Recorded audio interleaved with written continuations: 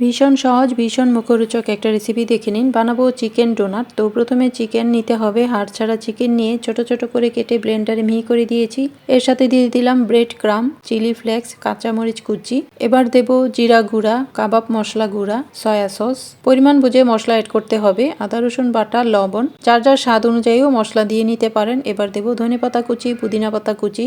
আর যেটা লাগবে সেটা হলো এটাকে স্বাদ বাড়ানোর জন্য দিয়ে দিতে হবে পেঁয়াজ বেরেস্তা। পেঁয়াজ বেরেস্তাটা দিয়ে ভাজলে এটা আলাদা একটা ফ্লেভার যোগ হয়, খেতে অসম্ভব ভালো হয়। তো একসাথে ভালো করে মাখিয়ে হাতে একটু তেল লাগিয়ে নেব, তাহলে এটা আর হাতে লেগে যাবে না। তারপর এখান থেকে প্রথমে গোল গোল চ্যাপ্টা করে মাঝখান দিয়ে আঙুল দিয়ে ডোনাটের শেপ করে নেব। কিমার ধরন অনুযায়ী ব্রেড ক্রাম দিতে হবে। কিমাটা যদি বেশি নরম হয় তাহলে ব্রেড ক্রামটা একটু বেশি লাগবে, আর কিমাটা যদি পারফেক্ট হয় তাহলে ব্রেড ক্রাম কম দিবেন। বেশি দিলে আবার এটা ড্রাই হয়ে যাবে, তখন খেতে কিন্তু আবার বেশি ভালো লাগবে না। তো একটা ডিম নিয়ে নিলাম, সাথে স্বাদ মতো লবণ, লাল মরিচের গুঁড়া দিয়ে ফেটিয়ে নিয়েছি। আর লাগবে ব্রেড ক্রাম। এবার ডিমে ডুবিয়ে ব্রেড ক্রামে গড়িয়ে নেব। তারপর গরম তেলে মিডিয়াম তাপে মচমচে করে ভেজে নেব। এভাবে বানিয়ে কিন্তু ফ্রোজেন করেও রেখে দিতে পারেন। যদি একসাথে বেশি করে বানিয়ে নেন তাহলে ফ্রোজেন করে রেখে দিবেন, যখন খাবেন 10 মিনিট আগে নামিয়ে তারপর তেলে ভেজে নিলেই হয়ে যাবে মচমচে চিকেন ডোনাট। ইফতারের টেবিলে রাখতে পারেন এই সহজ মজার রেসিপিটি, কিংবা বাচ্চাদের টিফিনে অথবা বিকেলের নাস্তাতেও রাখতে পারেন।